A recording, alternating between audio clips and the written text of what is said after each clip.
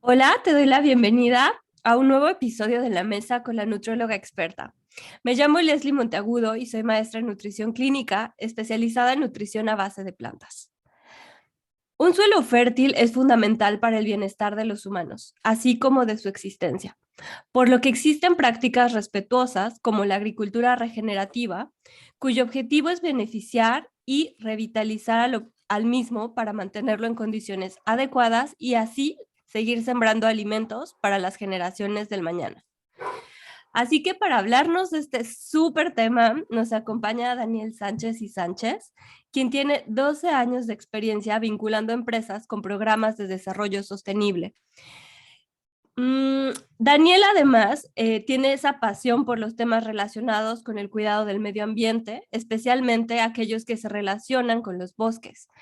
Desde el 2010 ha trabajado en Reforestamos México, una organización civil mexicana enfocada a la protección de ecosistemas forestales, y anteriormente además trabajó en la Comisión Nacional para el Uso y Conocimiento de la Biodiversidad, en donde tuvo oportunidad de comprender la importancia de estos temas para el desarrollo sostenible de México y de la sociedad en general. Dani, te doy la bienvenida y te agradezco mucho haber aceptado compartir micrófono aquí en la mesa con la nutrióloga experta. Y bueno, para mí es súper importante el que estés aquí porque además de que nos vas a compartir más sobre tu expertise, creo que uno de los objetivos es que sensibilicemos más a la población sobre estos temas relacionados a la sostenibilidad del planeta. Así que, pues bueno, tengo por aquí algunas preguntas para ti, pero antes quisiera que pues te presentes y si omití algo de tu gran currículum, no los digas. Hola Leslie, muchísimas gracias. Buenos días aquí, buenas tardes por allá o a la hora que nos escuchen. Hola a toda tu audiencia. Muchísimas gracias por la invitación. Es algo que nos apasiona también y me apasiona de lo personal compartir esta información. Y creo que con lo que tú compartiste de mi contexto es suficiente. Únicamente, pues, recalcar que todas esta información, esas experiencias o datos, pues es algo que siempre está en continuo avance. Entonces también pues todo lo que comentamos hoy, pues ojalá que le ayude al público a expandir un poquito más sus dudas y su conocimiento sobre esos temas. Sí, muchísimas gracias. Y bueno, quisiera que nos explicaras primero, para comenzar, ¿qué es la agricultura regenerativa? O sea, ¿es lo mismo que la agricultura que conocemos convencional, la agricultura tradicional? Claro que sí, mira, el tema de agricultura con el adjetivo de regenerativo es algo que no tiene mucho tiempo desarrollándose. De hecho, el concepto de regeneración como un modelo de desarrollo también es algo que tiene pues no más de 10 años desarrollándose. Si recuerdas, hay muchas formas de distinguir a la agricultura, ¿no? De la agricultura convencional. Hemos escuchado agricultura verde, agricultura orgánica, agricultura biológica, agricultura sustentable. Ahora se empieza a escuchar mucho el tema de agricultura regenerativa. Y para hablar del tema de regeneración o el tema regenerativo, lo podemos sacar del contexto agrícola y entender cuál es la propuesta de la regeneración. Es decir, en el mundo de la sustentabilidad se han ido desarrollando muchos conceptos y últimamente se ha propuesto una forma de entenderlo en que lo regenerativo es lo opuesto a lo degenerativo, ¿no? Lo degenerativo es todo aquello que extrae todo el tipo de elementos sociales o ambientales, económicos de una sociedad, y lo opuesto a eso es lo regenerativo. Y en el punto medio, si lo vemos como en una línea recta, está la sustentabilidad. La sustentabilidad se ha entendido como la economía del cero, es decir, la gente o las personas, las empresas, gobiernos que buscan agendas de sustentabilidad buscan la cero deforestación, cero emisiones, cero descargas, cero desigualdad, cero impactos negativos. Entonces ahora la propuesta es hablar qué sigue después de la sustentabilidad, qué pasa cuando cuando estamos en el punto de equilibrio, cuando ya no estamos degradando, ya no estamos degenerando los sistemas sociales, los sistemas ambientales. ¿Qué es lo que sigue? No basta con estar en el punto de equilibrio. Entonces, ahí es donde empieza a generarse el concepto de la regeneración y de la restauración. Entonces, hay muchos sectores que han empezado a acuñar este término y el sector agrícola pues no ha sido la excepción. Y a eso se refiere. El tema de la regeneración es como ir más adelante del impacto cero, del punto de equilibrio. Bueno, cada quien, al igual que todos los conceptos y términos, igual que la sustentabilidad que lleva más de 30 años desarrollándose, el tema regenerativo también se está desarrollando cada día, le metemos más elementos, se entiende de una manera diferente. Entonces, en realidad, también lo que invita a pensar o a reflexionar el concepto regenerativo es no verlo únicamente desde el ámbito de cuidado del medio ambiente, sino también el tema social, los temas económicos, los temas políticos, los temas culturales, para hacerlo mucho más holístico el concepto y no estar nada más pensando en temas de cuidado ambiental. Ok, pero esto que mencionas es cierto, o sea, el término suena muy nuevo, pero en realidad creo que lo más importante que hay que rescatar es en qué consiste, cómo lo hacen, qué significa regenerar en términos de agricultura. O sea, es el cuidado de los suelos, es el impacto que tiene a lo mejor la siembra en sí, o, cuidar otros recursos como el agua. ¿Qué es lo que envuelve a este concepto? Se está desarrollando el término y el concepto año con año. Y creo que se está construyendo sobre lo que ya existe, es decir, los avances en términos de agricultura sustentable, agricultura orgánica, agricultura biológica, que llevan un muy buen avance en términos ambientales. Y ahorita quienes están tomando más liderazgo sobre esto, pues son los centros de investigación académicos, algunas empresas que están como tomando este concepto como estandarte y mucho está enfocado hacia lo que tú mencionaste al inicio de la plática, o sea, los suelos fértiles, los suelos sanos, que de ahí parte mucho de la sostenibilidad de este tipo de acciones, ¿no? Si se pierde el suelo, difícilmente se puede recuperar en miles de años y entonces hay que abrir otras zonas nuevas para hacer agricultura. Los elementos que ahorita están siendo como los pilares de la agricultura regenerativa es cuidado de suelos, cero labranza, el uso de fertilizantes que no sean nocivos para la biodiversidad que vive en el suelo, cuidar las emisiones de dióxido de carbono que se emiten al trabajar la tierra, ya sea a través del arado o a través del uso de maquinaria,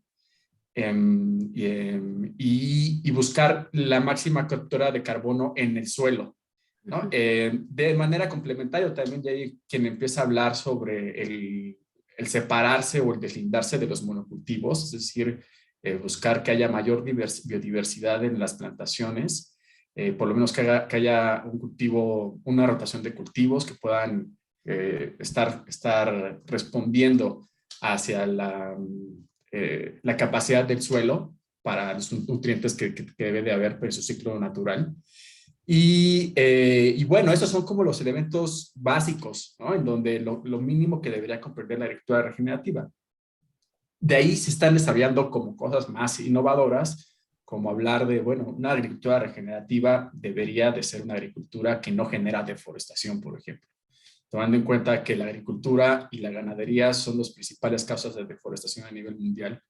Entonces, bueno, debe ser un enfoque que sea cuidado. Por ejemplo, otro tipo de enfoque, el cuidado del agua, que el agua no se contamine o cuidar el agua de la que depende esa agricultura. Y si lo complejizamos mucho más es el tema social, es decir, como sabemos en el mundo, pues los agricultores son en su mayoría pequeños agricultores. Entonces el tema social es muy importante de incluirlo, el cómo se están aplicando las mejores prácticas sociales en el sector agrícola, que no haya mano de obra de niños que son forzados a trabajar, o que no haya un desplazamiento de personas que viven en esas zonas para establecer estos cultivos agrícolas, aunque tenga toda la variable ambiental. Entonces, es un concepto que hace 20, 30 años era mucho más fácil de entender porque nada más buscábamos los aspectos ambientales positivos.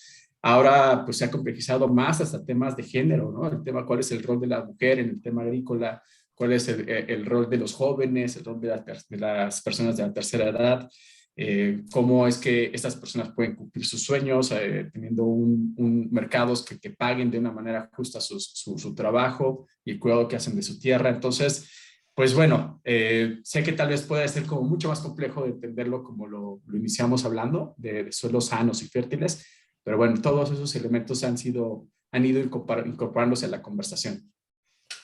Y lo que mencionas es muy cierto, ¿no? Que existe esta explotación de personas que en el caso más triste es que sean niños que estén involucrados en la agricultura, porque pues por las condiciones sociales, económicas de la región.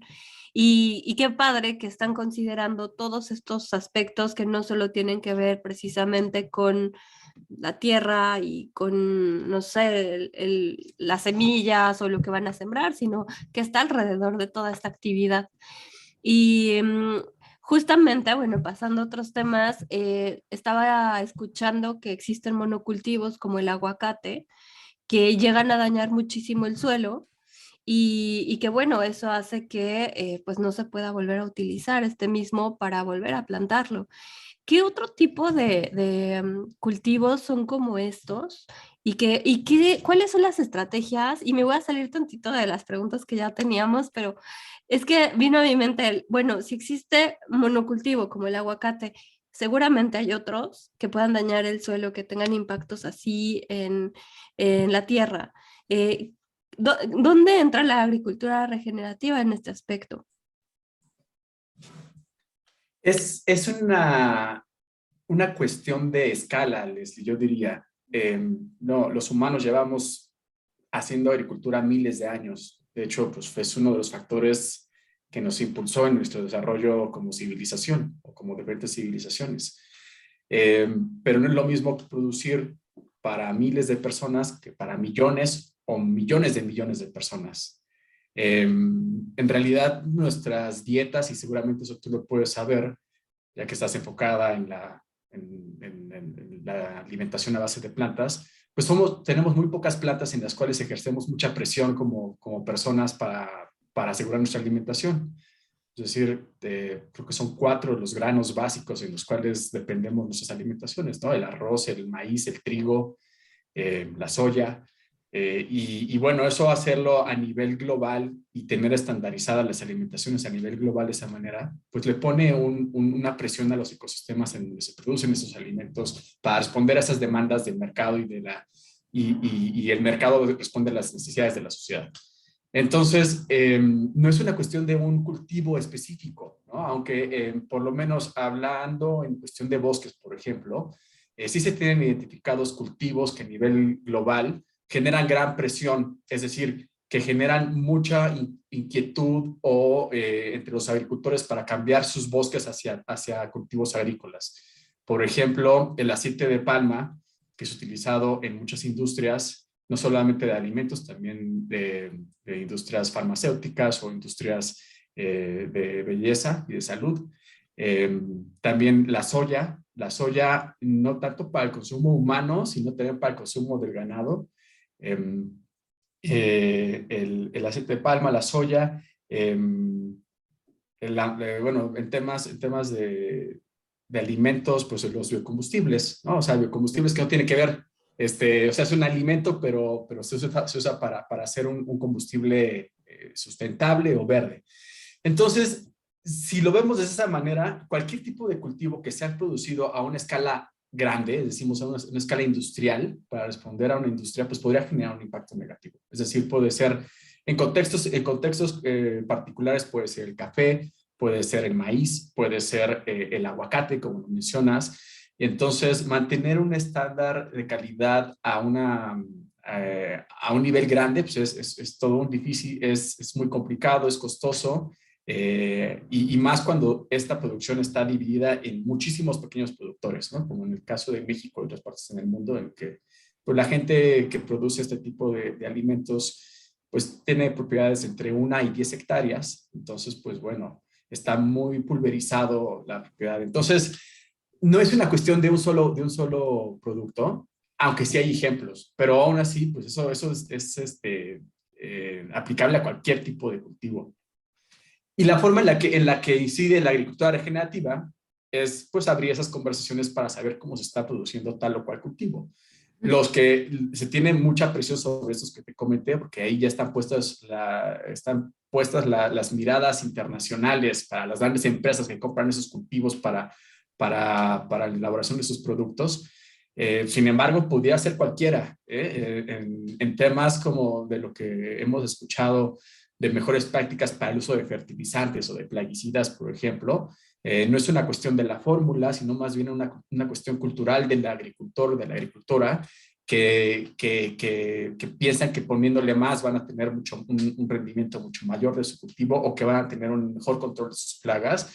Y entonces, si la recomendación te dice que le eches cierto porcentaje, ellos le echan el doble, y es una cuestión de percepción, ¿no? Entonces, pues bueno, no sé si hacia allá se respondió un poquito a tu pregunta. Sí, sí, sí. De hecho, o sea, quizá a veces como que se tiene esa connotación negativa con un solo cultivo como el aguacate, pero entonces queda muy claro que pueden ser diferentes tipos de alimentos los que se van a producir y que puede ser que tengan un impacto igual pues de negativo, y todo esto va a depender mucho de cómo lo estén cultivando. Claro, y es difícil enfocarse en un solo commodity o en un solo producto agrícola, Ujú, porque hay diversidad N de historias en el mundo de cómo se produce. ujú. El caso del aguacate en particular fue un caso que empezó en Europa y que después se globalizó la preocupación sobre la producción de aguacate, y eso llegó hasta México, en donde pues, México es el principal proveedor de aguacate para Estados Unidos, el mercado que más está consumiendo aguacate. Y entonces empezaron a hablar de qué pasaba entre el aguacate y el agua, el aguacate y los bosques. Y es una realidad que el problema de los bosques en este caso es que es poco competitivo frente a otras opciones económicas que tienen los agricultores para tomar una decisión. Entonces, si los bosques no generan un beneficio económico para sus dueños y sus dueñas, esto es un incentivo fácil para que se cambie hacia cualquier tipo de cultivo que genere un rendimiento económico. En este caso, el aguacate es uno de los cultivos que da mucho más retorno de inversión cuando haces el cambio. Entonces, pues es también eh, una decisión que toman que es entendible. Sin embargo, como te comento, pues es aplicable en cualquier tipo de contexto. Es difícil estandarizar y decir que, por ejemplo, que todo el aguacate está siendo mal producido en todos lados del mundo, ¿no? Entonces, pero afortunadamente, por cada uno de los commodities o de los productos agrícolas que se han identificado que han sido riesgosos, ya hay muchos avances en términos de investigación y de propuestas sobre mejores prácticas para producirlo y de darles herramientas y conocimientos a las personas para que las apliquen. Oh, qué interesante. Y bueno, ahorita que estás hablando de los bosques, yo sin ser una experta en este tema, quiero saber qué relación hay entre los bosques, la agricultura, la alimentación humana. O sea, si me dices los bosques, pues lo único que viene a mi mente es que los bosques pues van a producir a lo mejor una gran cantidad de oxígeno, que es lo que quizás se necesita para pues contrarrestar el dióxido de carbono, pero hasta ahí me quedo. Cuéntame más. Claro que sí, Leslie. De hecho, es algo que encontramos que es bastante común en México y en todas otras partes del mundo. Tenemos una cultura muy escasa sobre el conocimiento del bosque como humanos, ¿no? Siendo que es uno de los ecosistemas de los cuales más hemos dependido para nuestro desarrollo como civilización. Y conocemos poco sus elementos, conocemos poco sus servicios y para qué sirven, y cuál es su importancia. Eh, entonces, sí, por lo general, cuando la gente piensa en bosques, pues lo simplifica a árboles, a oxígeno, y en muchos casos estas imágenes que vienen a la mente a veces están un poquito romantizadas. Hay gente que piensa tal vez hasta en películas como Bambi, en donde todo es felicidad y como un mundo extraordinario, muy alejado de mi vida día a día. Sin embargo, en los bosques se desarrollan muchísimos elementos de biodiversidad, es decir, en los bosques, hablando de alimentos, hay hongos, ¿no? En los bosques se producen la cantidad de hongos comestibles o hongos medicinales, o todos los hongos que reintegran a los organismos cuando dejan de ser vivos al ciclo natural de la vida. En los árboles, en los bosques hay hierbas, hay arbustos que también son medicinales o son alimenticios. Hay también árboles, que es el elemento más conocido. Los árboles también, hay muchos árboles que son comestibles, tanto sus raíces como sus cortezas para hacer tés o hacer temas de salud. Sus hojas también se comen. Los frutos, ¿no? Los frutos pueden ser frutos secos, o las bayas que conocemos que ahora se producen en invernaderos, pero pues también de manera natural existen en los bosques. Las abejas que que dependen de los bosques y de las plantas que hay para polinizar y que ahí se produce la miel. Es decir, en términos de bosques y alimentos, hay muchísima relación, ¿no? Antes de que los humanos nos estableciéramos para establecernos a través de la agricultura y dejar de ser sedentarios, pues en los bosques se encontraban pues, los diferentes alimentos que se necesitaban y también de proteína animal, ¿no? En los bosques hay venados, en los bosques hay osos, en los bosques hay pescados, hay ríos, en los bosques pues hay cualquier infinidad de vida animal. Los bosques son el ecosistema que alberga mayor biodiversidad en el mundo. Y entonces, ¿cuál es su relación con la agricultura? Bueno, la relación en la agricultura entre bosques y sector agrícola, pues yo creo que es una moneda de dos caras. Por una parte, los bosques generan servicios para la agricultura. Es decir, si lo vemos en una escala un poco más grande, cuando vemos un paisaje, conocemos que el agua que se utiliza en la agricultura tiene que venir de algún lugar. En ese sentido, los bosques son grandes captadores de agua en el mundo que después le proveen el agua a diferentes sectores como la agrícola. Esa es, digamos, como que la cara positiva. Pero la cara negativa, pues ha sido que la agricultura se ha expandido a costa de los bosques, como La tala. comentábamos, a través de la tala clandestina, o la tala legal o ilegal, ¿no? O sea, es decir, los gobiernos tienen mecanismos para definir en dónde debería de haber o no debería de haber agricultura. Y bueno, el cambio de uso de suelo de un bosque hacia el sector agrícola, pues es la cara negativa, ¿no? Entonces, cuando cambiamos una hectárea o varias hectáreas de bosques para establecer un cultivo agrícola, pues se pierden los servicios ambientales que genera ese bosque, se pierde la biodiversidad que alberga ese bosque, a costa de pues, tener más espacio para producir alimentos. Y ahorita que mencionaste algo de de los bosques que pertenecen a las personas, o sea, en mi mente jamás había la idea de que un bosque podía pertenecer a una persona. Yo creía que los bosques son como propiedad más de los estados, o ¿cómo está esa parte? O sea, ¿sí puede haber bosques que pertenecen a personas?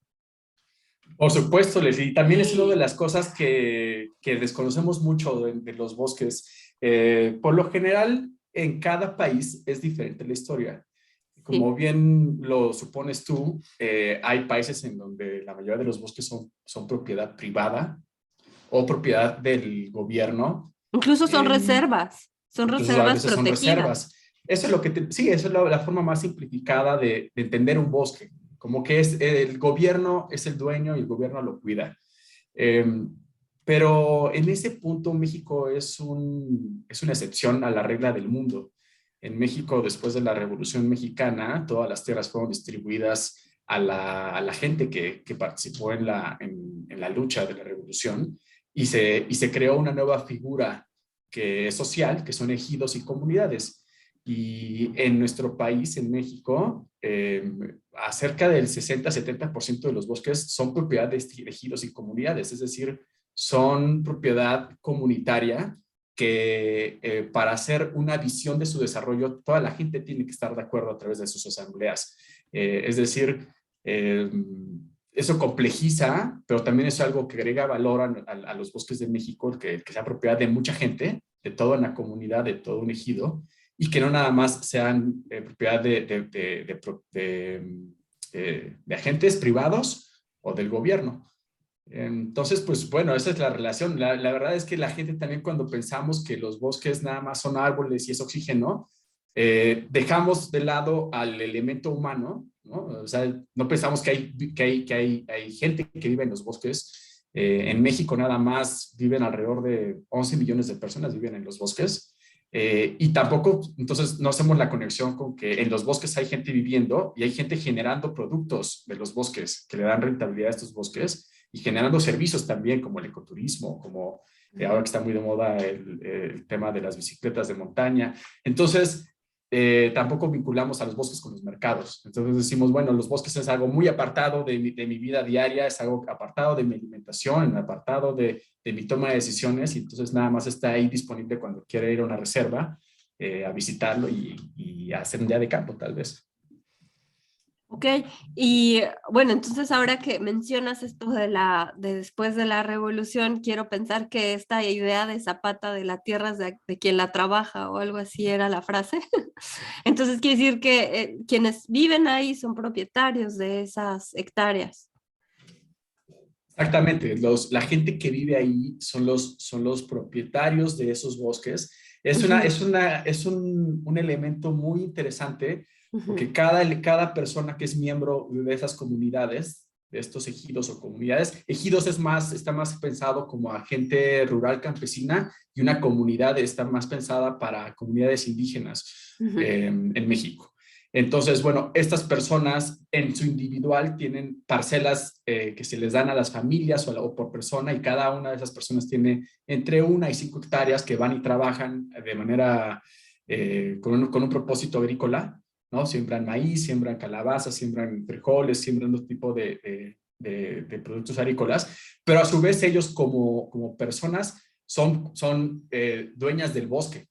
Entonces, todo lo que genere el bosque en cuestión de rendimiento económico es repartido a todas esas personas que son miembros de la comunidad y tienen sus mecanismos para tomar decisiones. Entonces, tienen asambleas en las que junta la gente, se da una propuesta y todos tienen que estar de acuerdo, por lo menos de manera democrática, el 50+1 para que se decida qué hacer con el bosque. Entonces, pues es una relación muy interesante. Lo es, y sobre todo que esto que estás mencionando, o sea, de verdad que me sorprende que todo esto que me dices, porque la idea sí es esa, la idea es, bueno, el bosque es una zona donde solo hay estos tipos de animales, o sea, quizá haya uno que otro habitante, pero en realidad es todo un sector que genera ingresos para muchas personas y que, bueno, quiero entender que parte de las misiones que hay y en donde tú trabajas, en Reforestamos México, es que pues también este tipo de ecosistemas se preserven. Por supuesto, y de hecho nuestra propuesta, nuestro modelo de intervención está basada en aumentar la competitividad de estos bosques. Nosotros creemos que un bosque que es rentable va a ser un bosque competitivo y va a ser un bosque que se va a preservar. Sí, cuando la gente ve que tiene un beneficio a su bolsillo, le pone mucho más interés a su cuidado y a su preservación y su protección. Entonces, es una de los mecanismos que hay. Hay otros que son totalmente de conservación o más sociales. Nosotros estamos más enfocados en el tema económico. Entonces, sí nos interesa siempre estar experimentando de qué manera las personas pueden sacarle una rentabilidad a su bosque haciendo un manejo sustentable del mismo, a través de la venta de la madera, Ujú. haciendo una extracción sustentable de la madera con los mejores estándares internacionales que hay para hacerlo, abriendo nuevos proyectos como el ecoturismo, como el que te comentaba. Ujú. Eh, Ahora se están generando nuevos mercados como el de los toros, que se abrió el cambio climático. Entonces hay gente que que puede estar vendiendo sus servicios ambientales por la captura y la retención del carbono que hacen sus bosques y bajo estándares internacionales aprobados, pues participar en mercados voluntarios o regulados sobre el carbono. Es decir, la gente tenemos que encontrar nuevos modelos de emprendimiento y de negocios que le puedan abrir a una comunidad forestal o a su abanico de generación de ingresos, y entonces que no tengan una necesidad de convertirlo hacia una actividad agrícola o ganadera, o peor aún, dejar esas tierras y migrar hacia las ciudades o hacia otros países para encontrar empleo. Entonces, pues bueno, esa es nuestra propuesta de modelo. Y bueno, lo hacemos con todo el mundo, lo hacemos con empresas, con ONGs, con jóvenes, con comunidades, con gobiernos, y es una labor de siempre estar experimentando y modificando.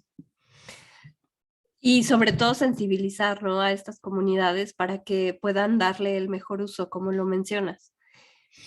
Oye, Dani, pero vino a mi mente otra pregunta que, bueno, o sea, ¿qué hay de estos bosques que son de arbolitos de Navidad?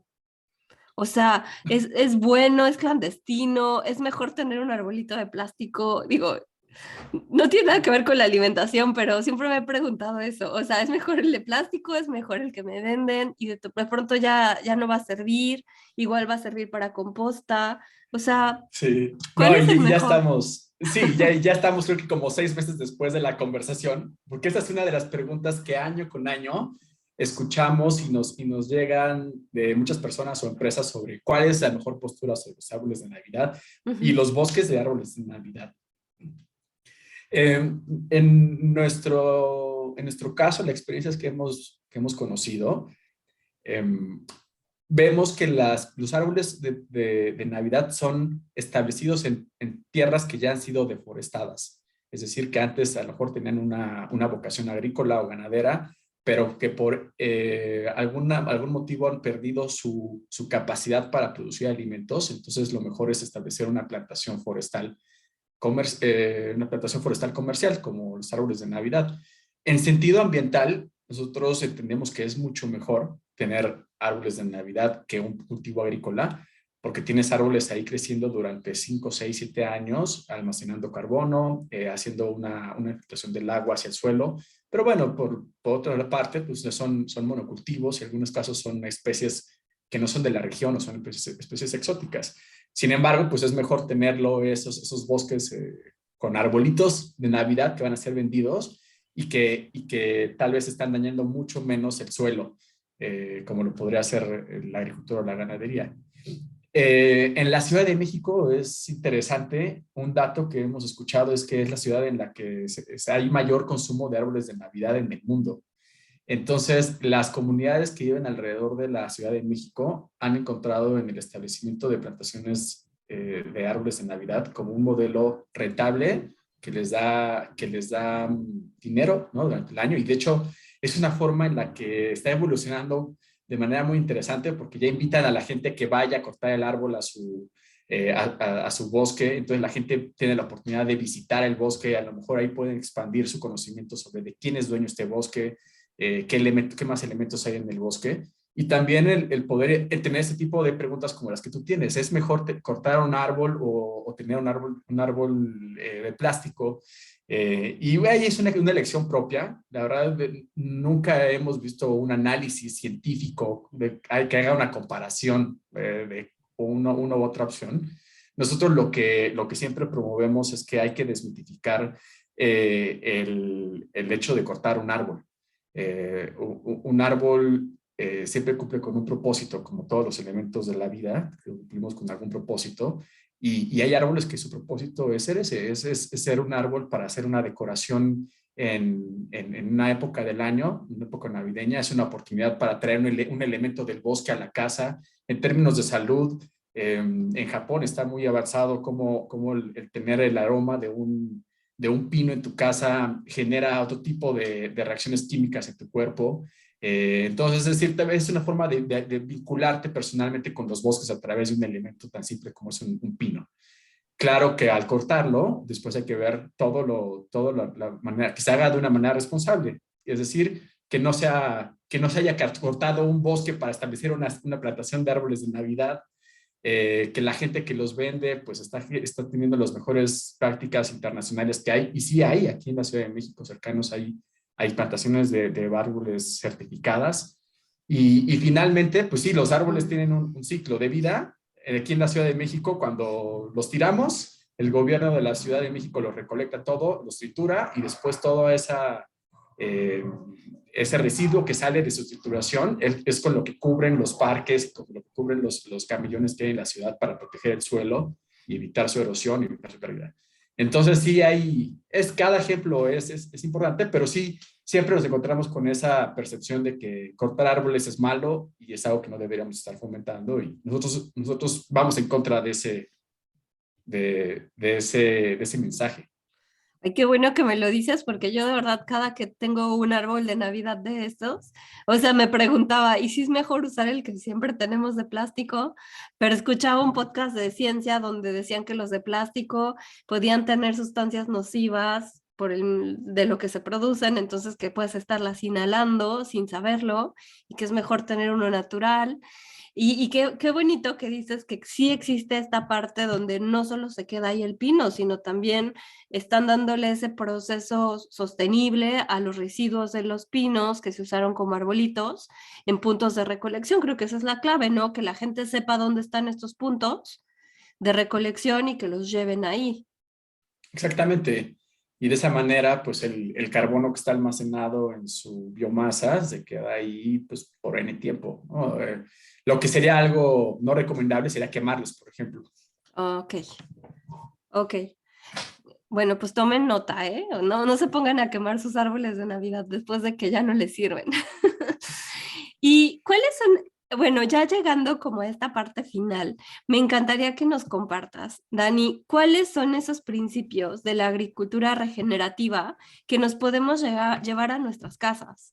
Sin ser a lo mejor parte de una comunidad como la que nos mencionas, a lo mejor estamos en la ciudad, pero queremos hacer de alguna manera pues este proceso mucho más amigable con el ambiente.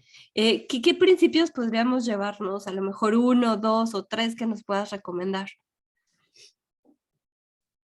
Es una excelente pregunta, Leslie, porque cuando todo lo bajamos a nivel personal, Ujú. entonces surgen las preguntas de cuál es mi rol o qué es lo que yo puedo cambiar o puedo hacer para contribuir a tal solución o para no ser parte de un problema.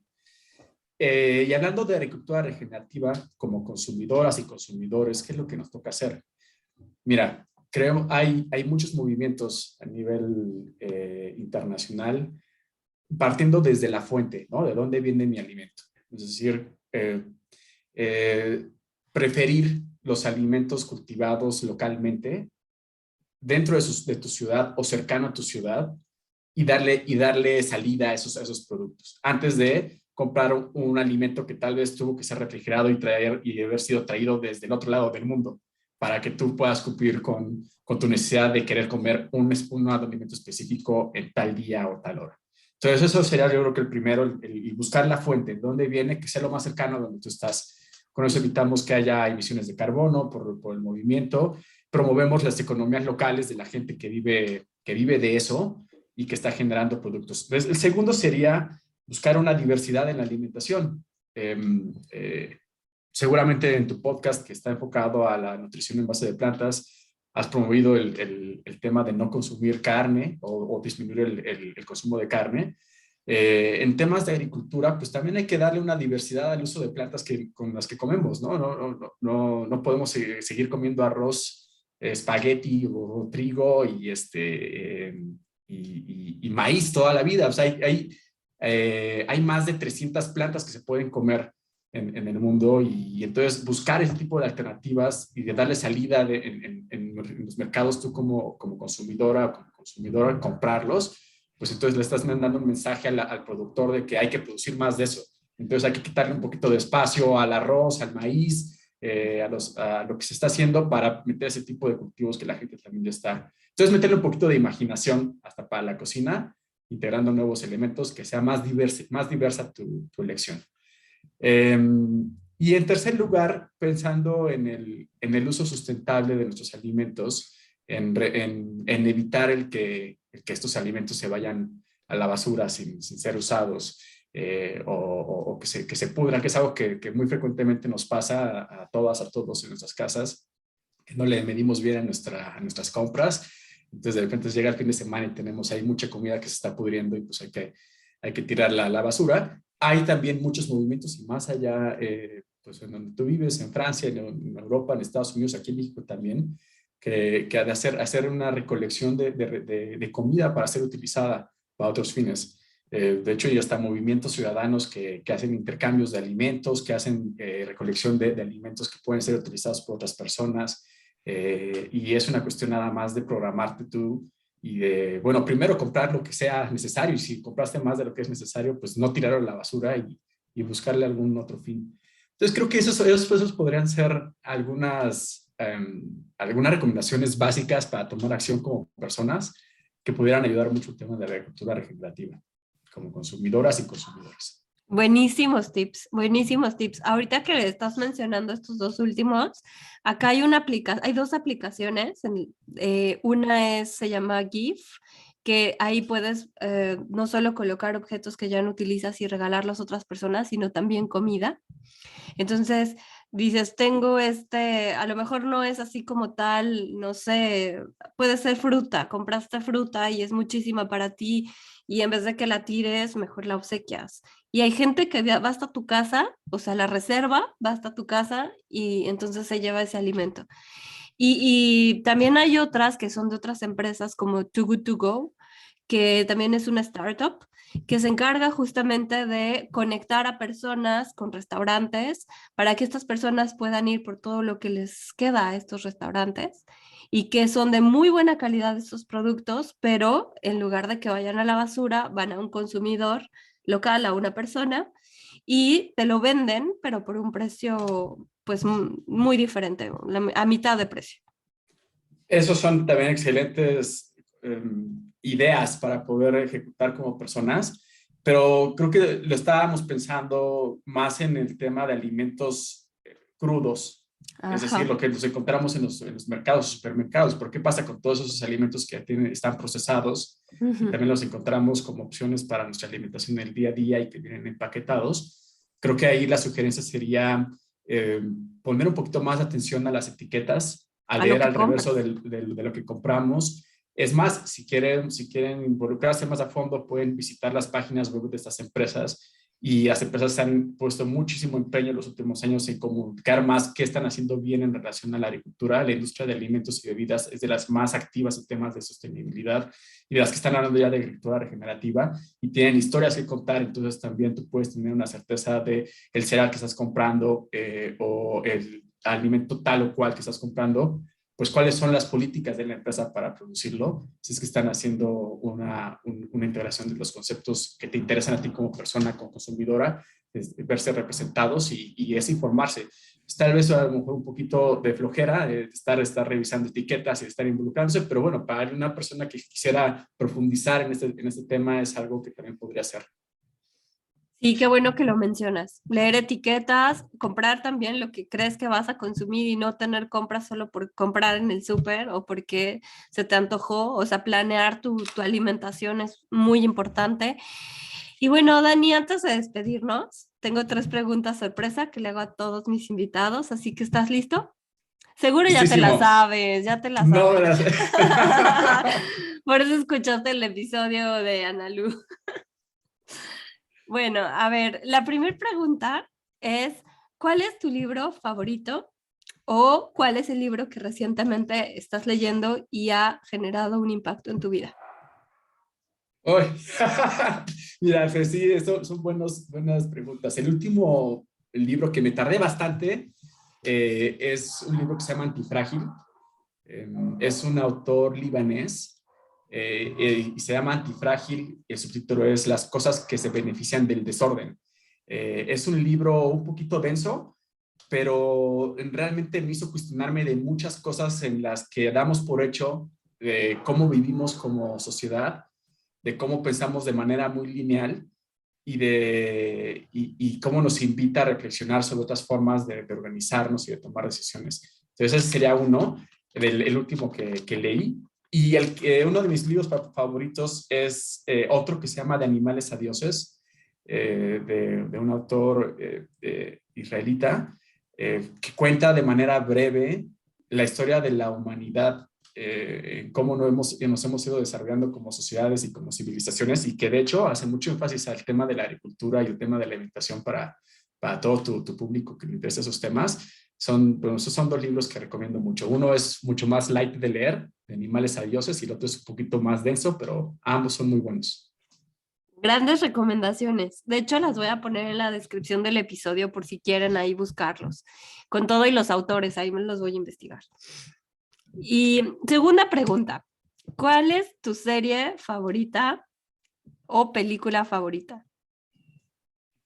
Mira, mi serie favorita en este momento, porque la estoy volviendo a ver junto con mi novia, es la serie de Vikingos. Eh, y de hecho, hablando mucho del tema de agricultura, es algo interesante ver cómo estos pueblos vikingos buscaban expandirse para mejorar su agricultura, ¿no? Poder encontrar suelos más fértiles donde poder cultivar de manera más fácil. Bueno, esa es una que me agrada mucho, pero mi serie favorita por toda la vida ha sido Los Simpson. Me encanta siempre su crítica social y su forma de traer temas interesantes pues a través de una caricatura. Y pues bueno, yo fui de esas generaciones que creció con Los Simpson. ¿Eres de los que de pronto saca frases de los Simpson para la vida diaria? Me las sé todas, sí. Ok, te lo digo porque mi esposo es fan también y de pronto me sale con unas frases que yo pienso que, o sea, que está hablando seriamente y de pronto ya me dice, es de los Simpson y yo, oh. Ese soy yo. Voilà. Y la tercera pregunta para ti, que creo que es de las más interesantes, es ¿cuál es tu platillo mexicano favorito y por qué? Y es una pregunta difícil porque hay tantas opciones. Eh, yo diría que los chilaquiles me encantan. Es un platillo que es muy versátil. Lo puedes comer bien en la mañana, en la tarde, en la noche. Y hay de diferentes formas de prepararlos, si son suaves, si son duros, diferentes salsas verdes, rojas, con mole, con frijoles. Le puedes poner proteína si quieres, huevo, pollo, arrachera, lo que quieras. O puede ser nada más con huevo, o puede ser simples. Además unen elementos muy mexicanos como el maíz, el jitomate, la cebolla, el chile. Entonces, y pues yo creo que ese sería uno de mis platillos favoritos. ¿Y sabes por qué? Pues no sé por qué. Yo creo que porque es algo fácil de pedir, es algo que sabes qué es lo que vas a obtener como los pides y también son fáciles de preparar, entonces creo que por eso. Ok, bueno, siempre les hago esa pregunta porque los alimentos son puentes y te conectan con personas, te conectan también con un lugar, con un olor o con algo más, ¿no? Incluso con una vivencia. Así que, pues eres el primero, creo que me dice que chilaquiles, qué rico. La verdad es que acá no es tan fácil encontrar unos buenos chilaquiles, así que disfruta mucho tú que los tienes ahí a la mano. Muchísimas gracias, Les. Sí, sí, los voy a disfrutar y voy a pensar más sobre estos elementos que mencionas. Sí, sí, estoy totalmente de acuerdo con que los alimentos son una forma de vincularnos con nuestra historia, con nuestra cultura, con nuestro contexto, Sí, con nuestra familia puede ser también. con nuestra familia, sí.